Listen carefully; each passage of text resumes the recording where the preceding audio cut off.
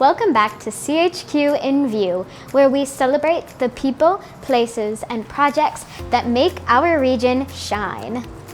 Today, we're kicking off our Live CHQ showcase with a story that's as funny as it is heartfelt.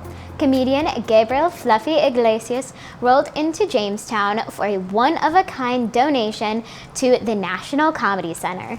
And he brought a very special set of wheels with him. Here's CCS-TV's Melina Singleton with more.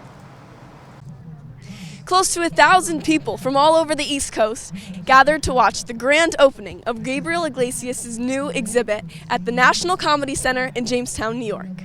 We are here to celebrate this incredible parking spot that I earned. Gabriel Fluffy Iglesias has donated a piece of comedy history, the vintage 1958 Volkswagen bus he drove on stage during his record-setting Netflix special at Dodger Stadium, now officially part of the National Comedy Center's collection. When I first bought the car, I was catfished. Someone sent me a photo of a car that looked great, and then when it showed up, the body was in the shape of basically a question mark. It was tweaked out. The body was held together with license plates. I'm not joking. They used license plates to hold the body together of the bus. It was horrible. Iglesias said the bus was junkyard bound until his friend Henry Marciano helped bring it back to life. He's a gifted artist. This man has built my collection of Volkswagens. He's a super huge comedy fan and a Volkswagen enthusiast. And I says, man, check this out, bro. I think this is awesome because we both did something that is now being featured in a museum. For Fluffy's longtime friend and fellow comedian, Martin Moreno, witnessing his success has been nothing short of historic. Having a front row seat to arguably one of the most decorated comedians of in the history of comedy, not just of our generation. He's as the awards that he won, that he's received, the recognition that he's received. It's almost like the comedy equivalent of a Tom Brady.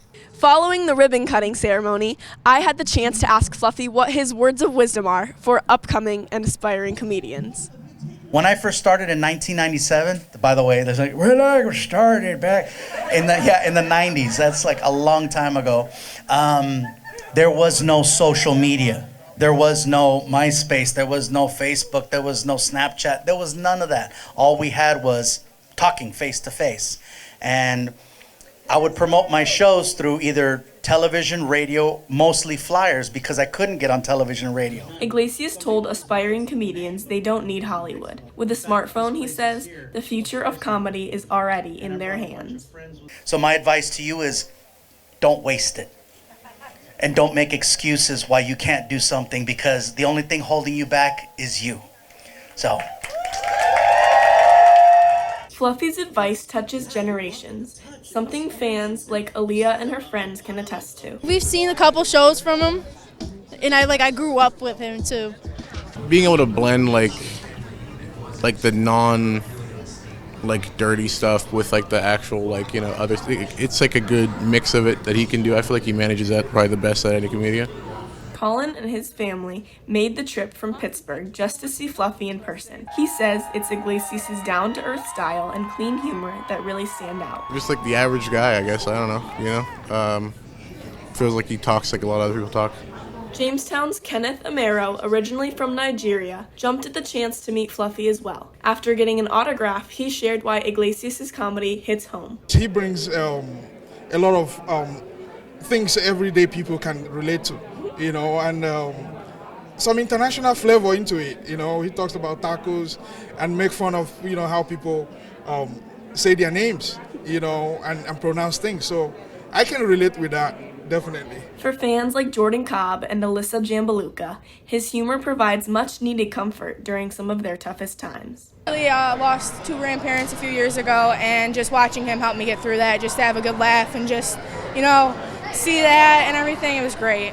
It was the first visit to the Comedy Center for both fans, who thanked organizers for making the event free and open to all. They say programs like this are key to getting more young people through the doors. This really drew me in. I wanted to come when he had tickets, but I unfortunately had to work, so.